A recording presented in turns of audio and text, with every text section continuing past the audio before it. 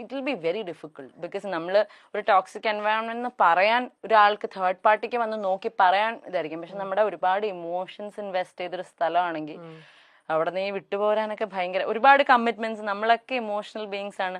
നമ്മുടെ പല കാര്യങ്ങളിലും വൾണറബിൾ ആയിട്ടായിരിക്കും പല സാഹചര്യങ്ങളിലും നമ്മൾ നിന്നുകൊണ്ടിരിക്കുന്നത്. പല സൊസൈറ്റീനെ ചിന്തിച്ചിട്ട് എന്റെ ഒരു ആത്മാർത്ഥത, എന്റെ ഒരു എന്നാലും എന്റെ ഒരു ബെസ്റ്റ് അല്ലേ ഞാൻ കൊടുത്ത്, ഇങ്ങനത്തെ പല കാര്യങ്ങൾ വിചാരിച്ചിട്ടായിരിക്കും വർക്കിലാണെങ്കിലും കേട്ടോ. ഇപ്പൊ ഒരു ജോലിക്ക് പോവാണെങ്കിൽ അവിടെ ഞാൻ എന്റെ ഏറ്റവും ആഗ്രഹിച്ച ജോലിയാണെങ്കിലും അത് എന്നെ ഭയങ്കരമായിട്ട് തളർത്തുകയാണെങ്കിൽ we have to be strong enough to get out of it.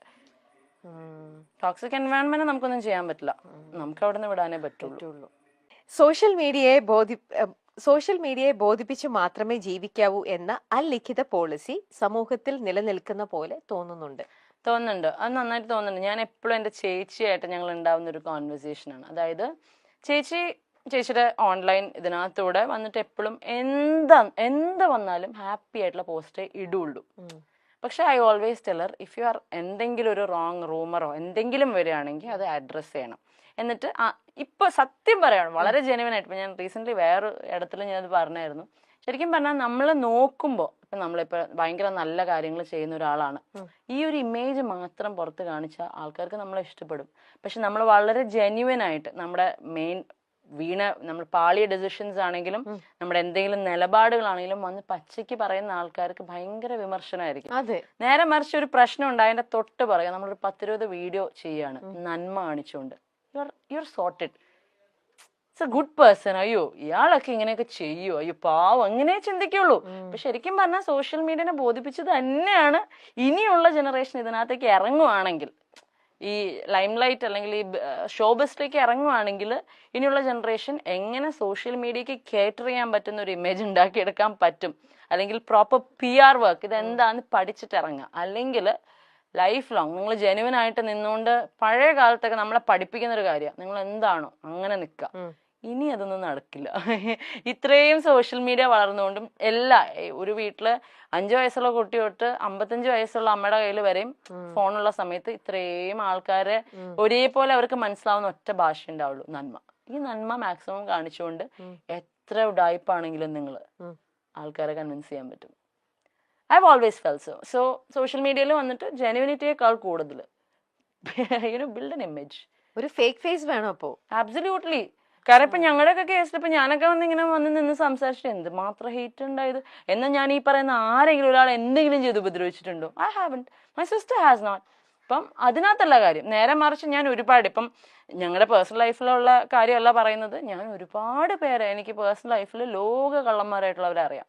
പക്ഷെ അവരൊക്കെ ഭയങ്കര നല്ല ഇമേജ് കൊണ്ടു നടക്കുന്ന ആൾക്കാർ, കള്ളന്മാര് മാത്രമല്ല കള്ളികളും ഒരുപാട് പേരുണ്ട്. പക്ഷെ അവർക്കൊക്കെ മീഡിയയിൽ അവരുടെ പ്രൊഫൈൽ കയറിയ നന്മ മാത്രമേ ഉള്ളൂ. കളിക്കാൻ അറിയാമോ അവർക്ക്?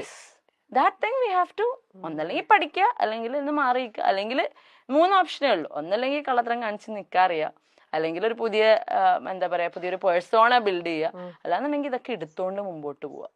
ഇപ്പൊ ഞങ്ങൾ ആ 3ാമത്തേല് കുറെ കാലമായിട്ട് അങ്ങനെ. പിന്നെ ഞങ്ങൾ ഒരു കള്ളത്തരം കാണിച്ച് തുടങ്ങിയിട്ടും കാര്യമില്ല, അത് ഏക്കില്ല. അപ്പൊ നമ്മൾ ട്രൈ പോലും ചെയ്യുന്നില്ല. അപ്പൊ ശരിക്കും കളിക്കാൻ അറിയാവുന്നവർ മാത്രം ഇറങ്ങേണ്ട ഒരു, ശരിയല്ല ഞാൻ പറഞ്ഞത് ശരിയാണെന്ന് ചേച്ചിക്ക് തോന്നുന്നില്ല.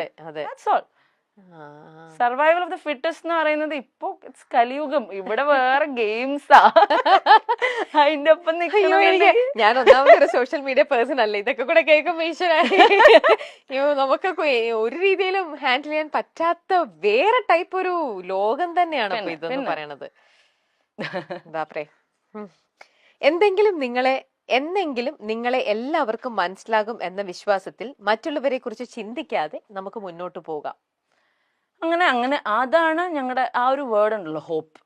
കാരണം നമ്മുടെ ഉള്ളിൽ എപ്പോഴും പറയും, സത്യം എന്തൊക്കെ വെച്ച് അടച്ചു വെച്ചാലും അത് പുറത്തു വരും. അതുപോലെ ഒരു ഡയമണ്ട് എത്ര അഴുക്കിനടിയിൽ ഇട്ടാലും നമ്മൾ തുടച്ചെടുത്ത് കഴിഞ്ഞാൽ ഇറ്റ് വിൽ സ്റ്റിൽ ഷൈൻ.